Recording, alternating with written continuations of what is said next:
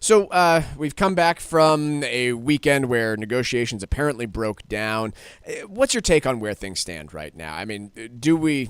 I would agree that we have a more reason to be concerned today than we did 2 weeks ago. But what's your take on progress that is or is not being made on debt ceiling negotiations? Yeah, so after some public words about how they don't seem to be making much progress on a deal over the weekend, President Biden and Speaker McCarthy met here at the White House yesterday. And McCarthy came out afterwards and he said, "We had a productive meeting," but he didn't go so far as to say that progress has been made. And according to reports this morning at a closed meeting with House GOP members, McCarthy said, "We're nowhere close to a deal yet," and he asked members to stick with him on this debt ceiling debate. So it's hard to, sift through this and say, okay, what's public posturing and what is actually going on behind the scenes. We know there are clear sticking points where they've each drawn pretty hard lines. The question is, how can they bridge that gap that they have? And how quickly can they do it? Because you mentioned we're 8-9 days out from the X date, which Treasury Secretary Janet Yellen reiterated June 1st looks to be that day. And it's going to take a while to, propose this legislation, write it up, get it through the House, get it through the Senate, and get it onto President Biden's desk. Clearly things pretty delicate here, but I mean, what do you make of, right, we've got members, I think 66 members of Biden's party writing a letter saying that, they don't like the way the negotiations are going, that he's giving up too much. I think there's been similar calls from, segments of McCarthy's party. Should we take that as good news or bad? I mean, to me, that seems to indicate that, there's some frustration, but it also seems to indicate that something might happen here, right? If there were if there were no negotiation happening, then I'm not sure anybody would be putting up much of a fight. Right, and that's the adage about negotiating, right? Is both sides are going to walk away unhappy, and I think that could be certainly the case, especially among the far left and far right factions of each party. The House has passed legislation. Some members on the conservative side are saying this is what we've passed, this is all we will accept. But of course, whatever comes out of this negotiation is going to it's going to have to be some sort of compromise.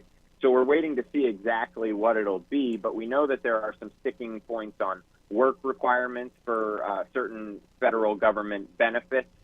There are also, the president is standing firm, it sounds like, on some of his signature legislation like the Inflation Reduction Act. Sure. And then behind the scenes, of course, we have members of the progressive side of the Democratic Party who are pushing for the president to invoke the 14th Amendment. Mm-hmm.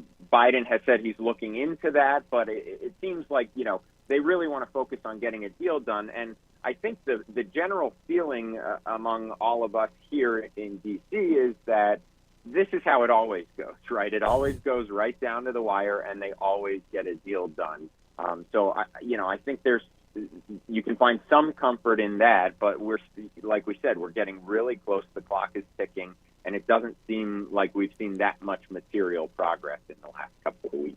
Grady, I don't really want to ask you about the potential impact if a default happens because who knows? Nobody seems to have any idea of what that in fact means. But assuming that a deal does come down to the 11th hour and then gets passed, I mean, what would you be anticipating from markets, from employers leading up to this? And then if it does move forward with an extension and an increase in the debt ceiling, do you have any thoughts on what we're looking at in markets? Yeah, so I think, without overstating it, if we actually get to the point of a default, it could tank the markets potentially. And I also think from what I've heard from investors is that it's going to also depend on the duration of the default, right? Because if we default and then there's a deal 2 days later, it's not going to be as bad as if it's 2, 3, 4 weeks later. But, the projection is that hundreds of thousands or more than 1 million people could lose their jobs.